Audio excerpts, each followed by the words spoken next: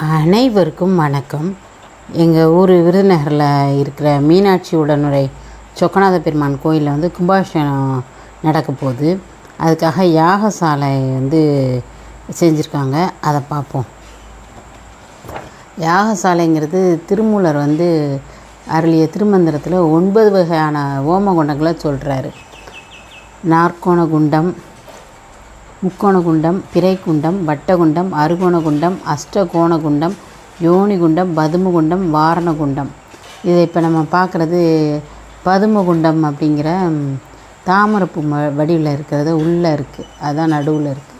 மற்றபடி சுற்றி இருக்கிறதெல்லாம் சதுரமாக இருக்கிறதெல்லாம் காவல் தெய்வங்கள், அப்புறம் அஷ்டதிக்கு பாலகர்களுக்கு செய்கிறாங்க, அதை செஞ்சு வைக்கிறாங்க.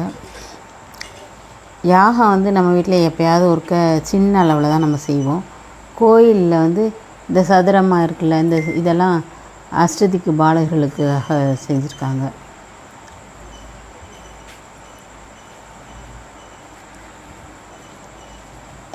நம்ம கோயிலில் ரொம்ப பெரிய பணக்காரங்கள்லாம் நிறைய ரூபா கொடுத்து பெரிய அளவில் யாகம் செய்வாங்க.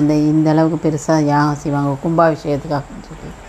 அப்படி கும்பாபிஷேகத்துக்காக செய்கிறது ரொம்ப புண்ணியம். நம்ம கோயில் கும்பாபிஷேகத்தை போது இந்த யாகம்லாம் நடந்து முடித்த உடனே யாகத்தை சுற்றி வரணும்.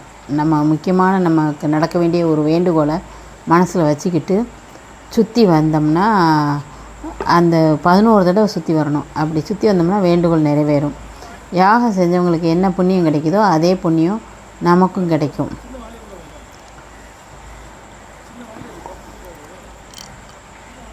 அதனால் நம்ம எங்கள் கோயிலில் யாகம் நடந்தாலும் நீங்கள் எல்லாருமே போய் அதை 11 தடவை சுற்றி வாங்க. என்ன நம்ம மனசில் நினைக்கிறோமோ அது நடக்கும். நன்றி, வணக்கம்.